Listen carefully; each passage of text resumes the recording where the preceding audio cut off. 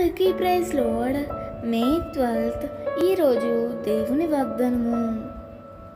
నేను నీకు ముందుగా పోవచ్చు మెట్టగానున్న స్థలములను సరళము చేసేదను.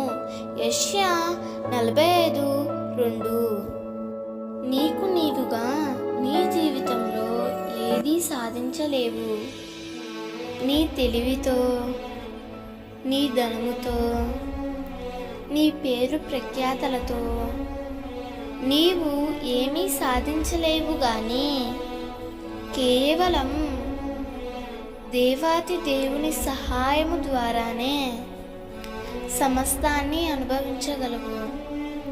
నీ ముందున్న కొండలాంటి పరిస్థితులను చూస్తున్నప్పుడు, ప్రతికూలతలను బట్టి నీ హృదయము కలవరపడుతుంది కదూ.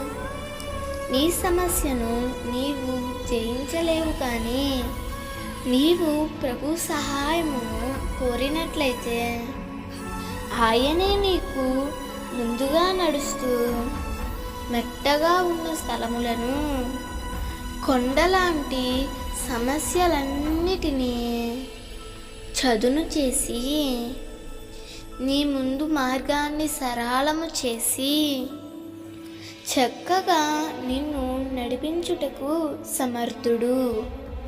చిన్నవాడైన దావీదు పెద్దవాడైన గొల్యాతును జయించుటకు దేవుని సహాయాన్ని కోరుకొని గొప్ప విజయ బాటలో నడిచినట్లు నీ జీవితంలో కూడా ఇది మొదలుకొని దేవుని సహాయాన్ని కోరుకో.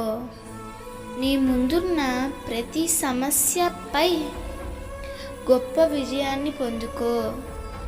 దేవాది దేవుడే నీకు ముందుగా పోవచ్చు మెట్టగా ఉన్న స్థలములన్నిటినీ సరళము చేయునుగాక. ఆమేన్.